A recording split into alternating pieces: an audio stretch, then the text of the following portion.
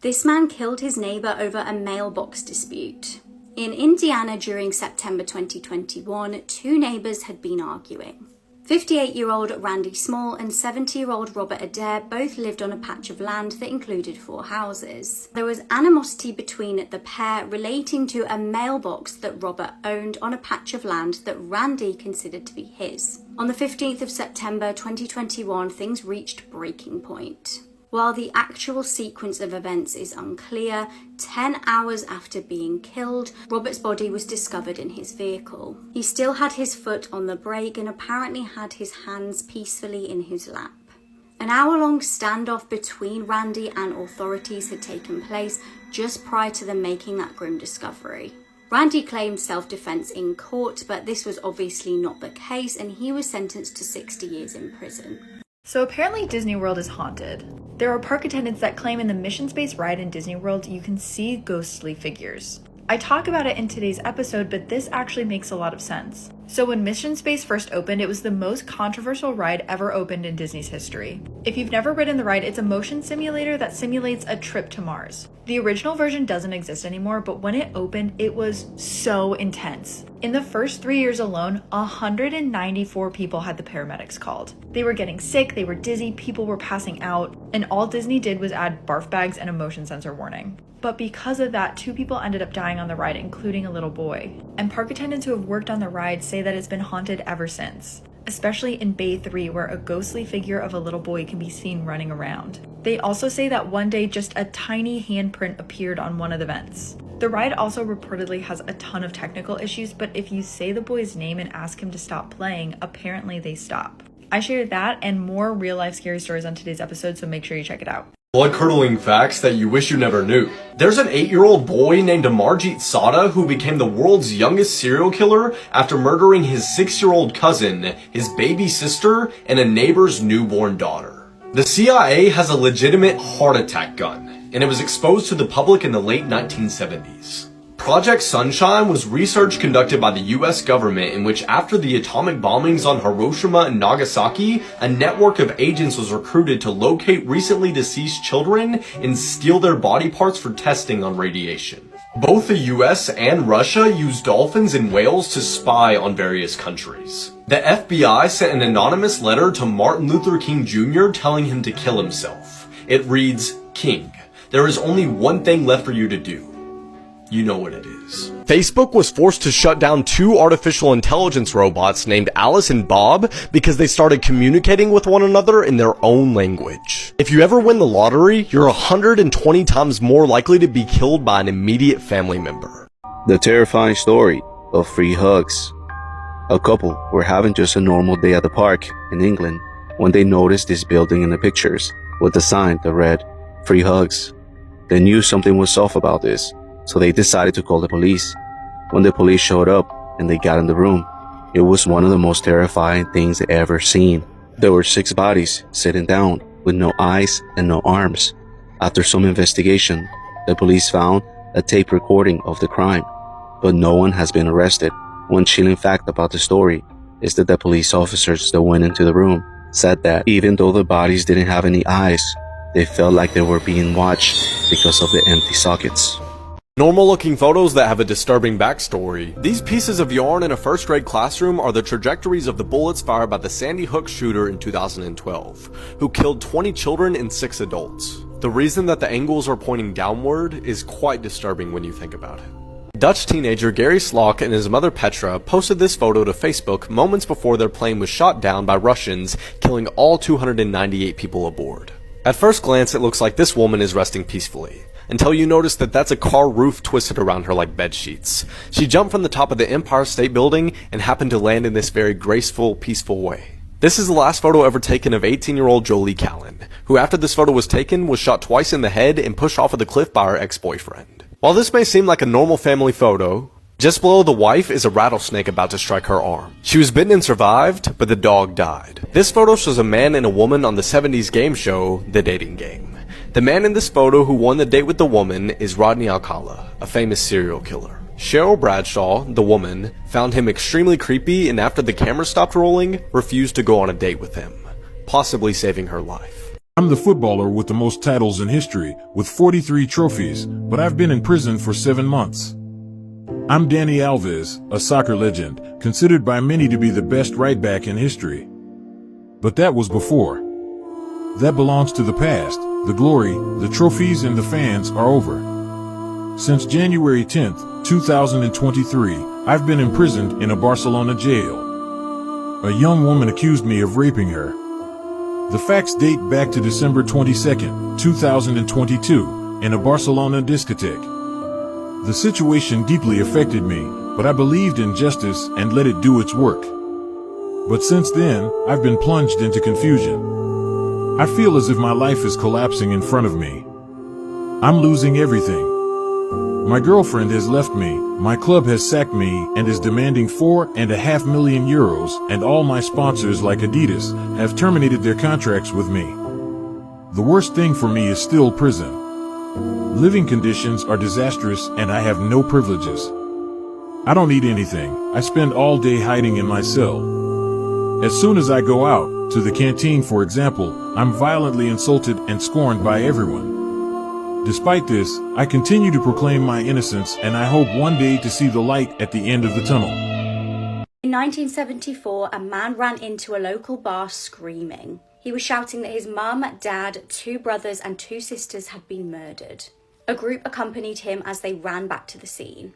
What they found was horrific. The entire DeFeo family was shot to death in their beds. So what on earth had happened to Ronald DeFeo Jr.'s family? They were apparently very kind and religious. Financially, they were comfortable due to the family's car dealership. However, behind closed doors, Ronald Jr.'s dad, Ronald Sr., was violent. He would take his anger out on the family and in particular Ronald Jr. It wasn't too long before Ronald Jr. started fighting back. He would also lash out at classmates at school. Due to this and the fact that he started using heavy substances, he was kicked out of school. He would start regularly getting drunk and into fights. On one occasion, he attacked his dad with a shotgun when his parents were arguing. Then, in 1974, he hatched a plan to steal money from the car dealership. He intended to stage a robbery and then keep the money for himself. However, his plan failed and his dad ended up confronting him about this. They got into an argument and Ronald Jr. threatened to kill him. In the early hours of the 13th of November, Ronald Jr. fatally shot all of his family members. This was including his 9-year-old brother. He then showered, hid evidence in a pillowcase and went to work. At work that day, he staged calling his family members. He told his colleagues of his concern that they weren't answering the phone. Later that day, he ran to the bar to fake his distress at what he'd found. At first, he tipped off police about a potential hitman that could have done this, but his story wasn't adding up. Shortly after, he did admit the killings, but stated that voices in his head told him to do it. When another family moved into the house a year later, they stated that the house was haunted by evil spirits. It became known as the Amityville Horror House and inspired books and films. Ronald Jr. spent the rest of his life in prison until 2021, where he died aged 69. This pedophile and rapist has never been caught. And over the years from 1996 up through 2012, he assaulted over 35 different women. This is the Teardrop Rapist, and he's an infamous criminal in the Los Angeles area.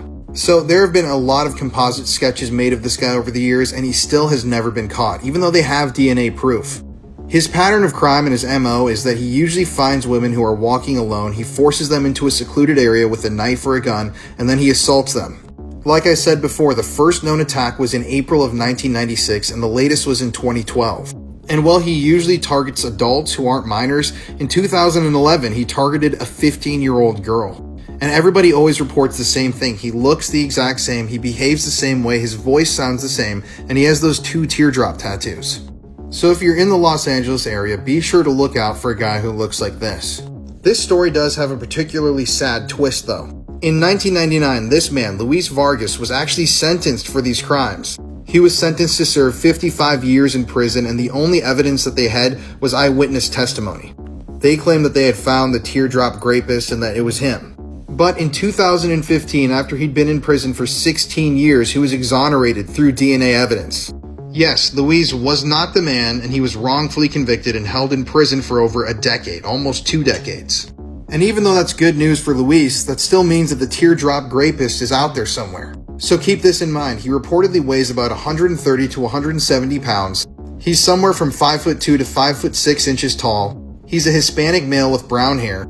At around this time in his life, he'd be somewhere from 40 to 55 years old. He preys on women who are on their way to work or school. He strikes between 5 and 8 a.m. in the morning. He always uses some sort of a weapon, and he usually asks his victims for directions before leading them to a secluded area under the threat of hurting them and then assaulting them. So yeah, they'll hopefully get some sort of a break in this case at some point since they have DNA, but I don't know, it's been 20 years since this really started and there's still no real leads. 3 women met their end at my hands, their blood used to craft soap and their fat to fashion candles.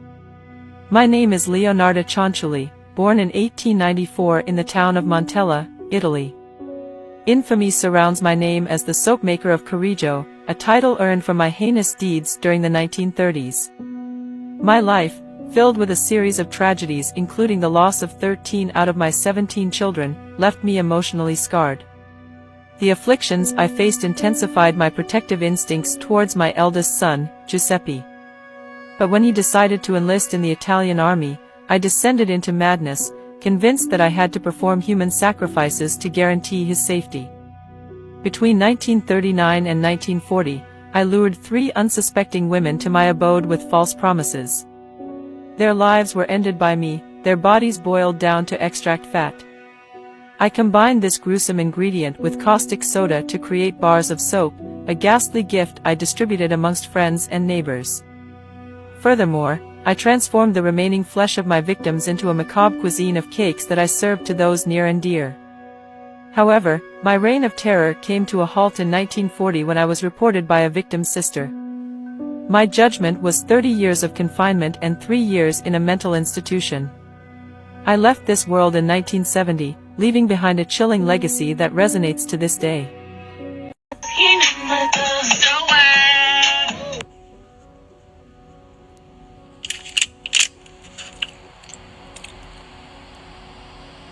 So what? Okay. This is Chelsea Shipp, a TikToker charged with murdering a 16-year-old girl.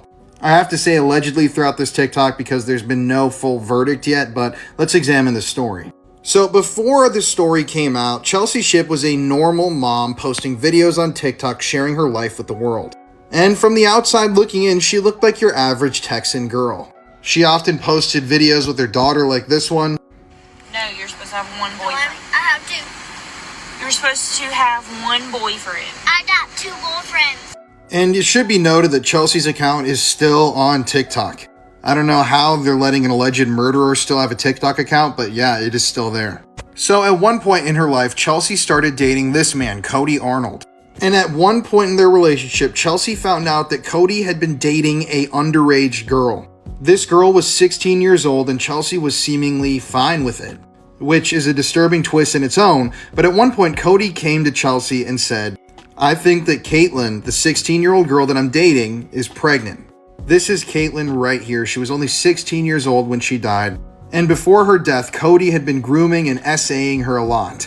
So after finding out that her boyfriend's 16-year-old girlfriend might be pregnant, Chelsea decided she's not going to let that happen.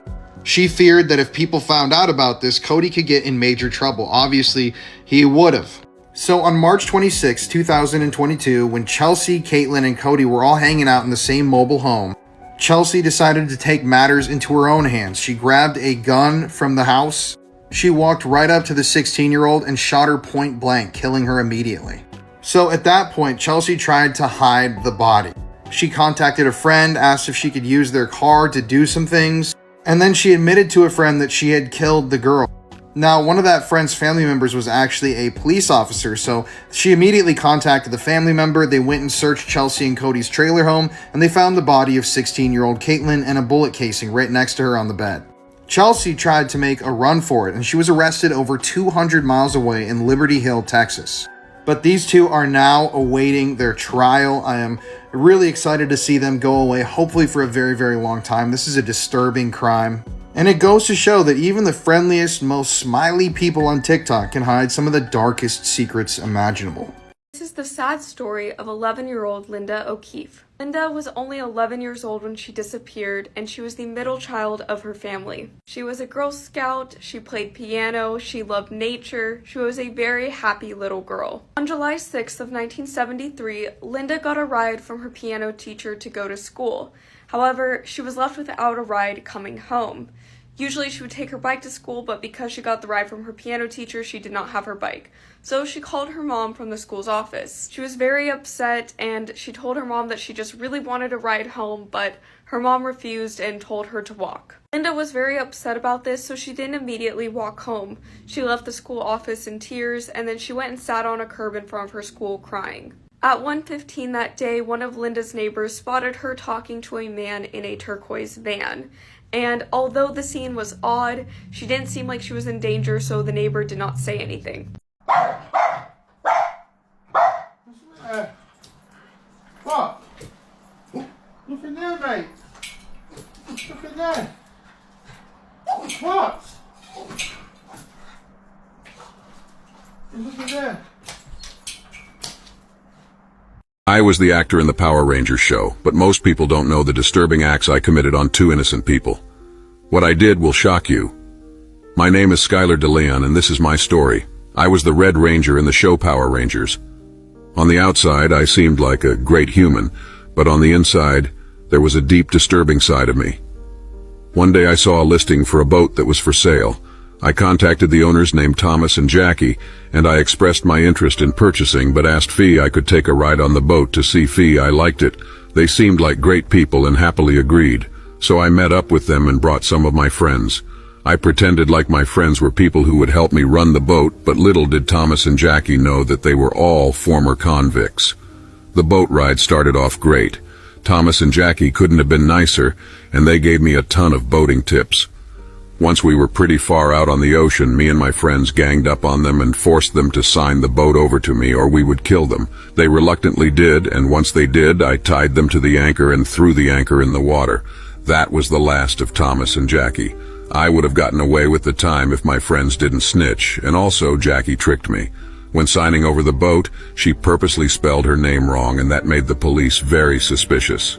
I have been sentenced to life in prison, and so far, while in prison, I switched my gender to female. Follow for more stories. What are you doing? What's that? Do you remember me? Yeah. Hey, man. How you been?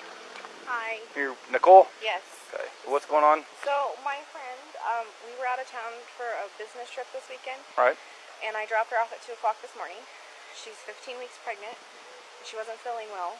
And she had a doctor's appointment this morning at 9. And I told her to let me know if she needed me to take her. She's got 2 little girls.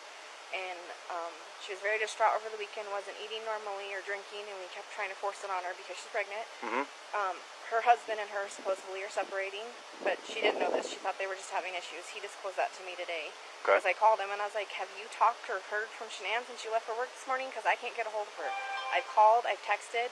Her car's in the garage. Her shoes she wears every single day are by the front door. She only has one vehicle? No, they only have the one vehicle in his work truck. Okay, that's what I'm asking. There's not a... She took the girls and went on a play date, but they're 4 and 2. She went on a play date. Why wouldn't she take in a car? They're both in car seats.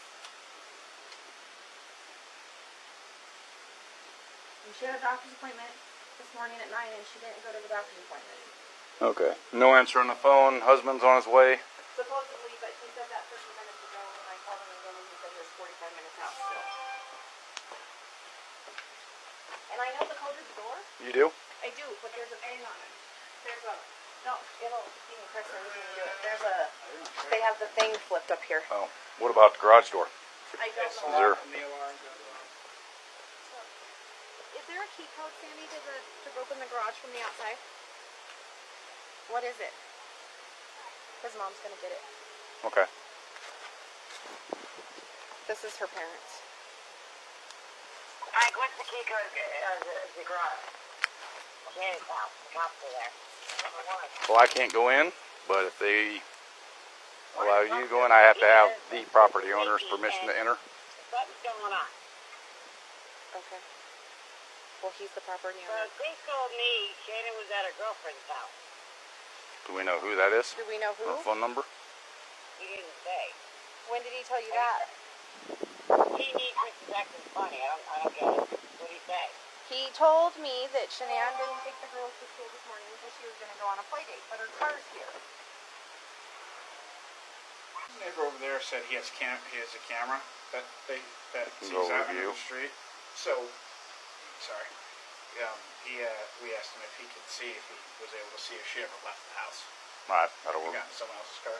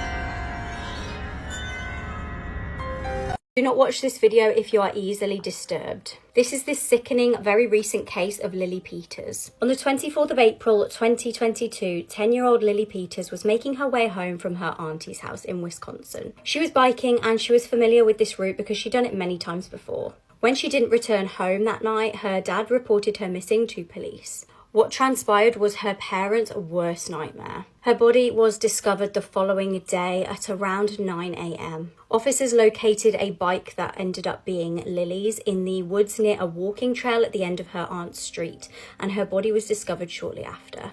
Disturbing details emerged about Lily's death. She'd suffered blunt force trauma and had been strangled. Her body had then been SA'd. But who on earth would do such a thing to such an innocent little girl? 2 days after she disappeared, police charged Lily's 14-year-old cousin, Carson Peters. He'd allegedly been riding home with Lily when the horrific incident occurred. It's alleged that he punched her in the stomach and attacked her.